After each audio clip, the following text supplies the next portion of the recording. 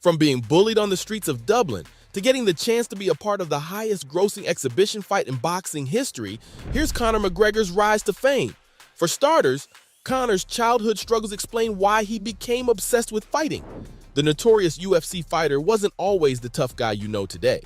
Believe it or not, he had his fair share of childhood struggles. Growing up in Crumlin, Dublin, McGregor had to face the not-so-friendly side of his neighborhood. While minding his own business on his way to school, he'd suddenly get surrounded by bullies. They would taunt him, hurling insults left and right. Sometimes they even tried to get physical. But McGregor's secret weapon, his speedy feet, oh, it gets even crazier. McGregor was so fed up with those bullies that he came up with a sneaky plan. He started walking around with a backpack, not just filled with books, but with a hidden dumbbell inside. Yep, you heard that right. Just in case things got too intense, he'd a makeshift weapon ready to go. Luckily, he never had to use it, but boy, did that experience light a fire in him to learn self-defense. And it started his journey from welfare to champion. As a teenager, he worked as an apprentice plumber in Dublin, but plumbing wasn't his calling. He straight up said, no love for plumbing. So he ditched the wrench and made a bold move to become an MMA fighter instead. In 2008, at just 19 years old, McGregor stepped into the fighting ring in Dublin and boom, he won his first 2 matches, quickly establishing himself as a top fighter in Ireland. Over the next 5 years, he only lost 2 out of 14 MMA battles, which was quite impressive, especially for a new fighter. But here's the thing. As he was training and had just left his job, money was tight. It took until 2013 for McGregor to finally snag a contract with UFC, the big league of MMA.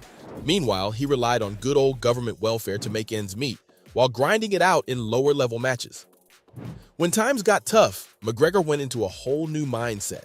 Like a kid with a wild imagination, he visualized himself winning, landing that UFC contract, and grabbing those shiny championship belts. And you know what? That positive thinking pulled him through the doubts and struggles that could have easily knocked him off track.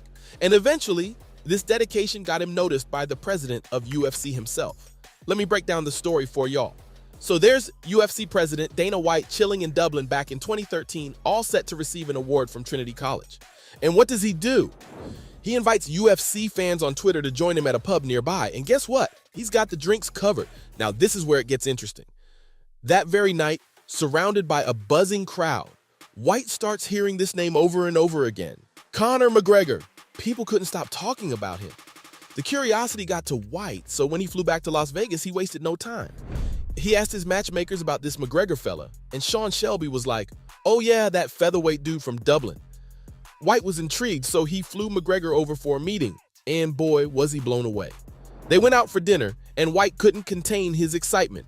He called up his pal Lorenzo Fertitta and said, listen up, man, I don't even know if this kid can fight yet, but mark my words, if he can even throw a punch, he's gonna be a mega superstar.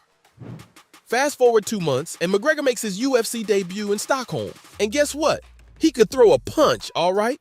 White's gut feeling about McGregor's star power turned out to be spot on. Talk about trust in your instincts, right?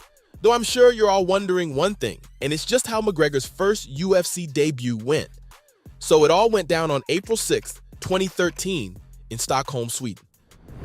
Little did the world know that this event would mark the rise of a charismatic force in combat sports. And his name? Conor McGregor. At just 24 years old, McGregor stepped into the octagon for the very first time, facing off against Marcus Brimage, a seasoned fighter from the Ultimate Fighter 14. And trust me when I say, McGregor's fire inside that cage matched the confidence he exuded leading up to the fight. He had Brimage bobbing his head like a freaking bobblehead, raining down a relentless barrage of uppercuts. The fight ended barely a minute in, courtesy of McGregor's domination. In his post-fight media chat, McGregor started to embrace his Mystic Mac persona, revealing his mindset on finishes. He boldly said that he wasn't here for a close fight or some fight of the night nonsense. Nah, he wanted to dominate and get that win. Those guys selling themselves short by aiming for fight of the night. They're heading nowhere fast. No wonder McGregor had caught the eye of the big man himself, UFC president Dana White. The man was blown away. I mean, come on, who wouldn't be, especially after that outcome? It was his UFC debut, but this guy walked out like he owned the place. He was cool, calm, and collected from the start. And even after that knockout, it was like he'd been there 100 times. And that, my friends, was the beginning of Conor McGregor's epic journey in the UFC. The world got a taste of his skill, his confidence, and his unique personality. Little did they know that they were witnessing the birth of a legend. And things only got better for him after that. Because let's not forget Conor's ultimate knockout of Jose Aldo. McGregor had been shouting from the rooftops for years, saying he'd become the UFC featherweight champion. Rest assured, he wasn't just blabbering. The man called it. In Las Vegas on that epic Saturday night, McGregor's prediction turned into reality. And boy, did he do it in style. McGregor, the fastest rising star in UFC history, stepped into the ring at UFC 194. And what does he do? He knocks out the reigning champion Jose Aldo in just 13 seconds. Yeah, you heard me right. 13 seconds. It was like a lightning strike. And you want to know how he did it? That left hand of his, the one that's been responsible for many of his victories, was the key. Aldo, eager to throw his own strikes, rushed in, but McGregor, slick as ever, took a step back and bam! He connected with a left hook that sent Aldo crashing to the mat face first.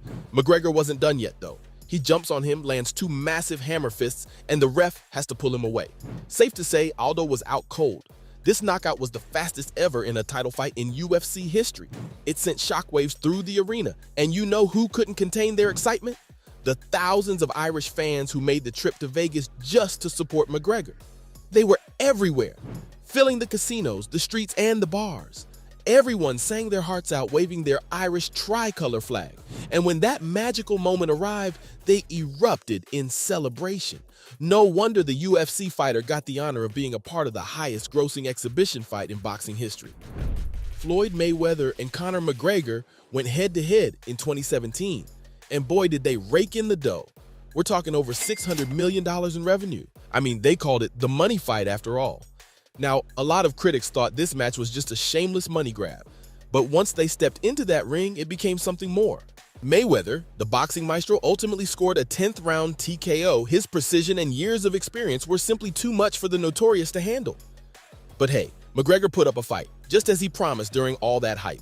The Irishman showed some serious grit, landing a whopping 111 punches against one of the greatest boxers of our time. That's no small feat. According to The Telegraph, Mayweather was guaranteed a minimum payout of $100 million, while McGregor secured a cool $30 million. Not too shabby, right? Now, let's talk about McGregor's strategy. He came out swinging in those first few rounds, just as he said he would. He brought the fight straight to Mayweather, applying relentless pressure and even landing some clean shots. It was intense. But here's the catch. McGregor set a pace that he couldn't keep up with. As the fight progressed, Mayweather found his groove and started to pick him apart. By the fourth round, McGregor's output began to fade, and Mayweather's precise punches began to take their toll. The Notorious fatigue became a major talking point, and it ended up costing him dearly. Referee Robert Byrd had seen enough in the 10th round when McGregor was stumbling around, exhausted and unable to respond to Mayweather's onslaught. But you know what? Despite the loss, McGregor proved something important that night. He showed the world that he could hold his own in the world of boxing. It was a display of his talent, courage, and sheer determination. And that, my friends, is a victory in its own right. So from getting the chance to be a part of the highest grossing exhibition fight in boxing history to being bullied on the streets of Dublin, that was how Conor McGregor rose to fame.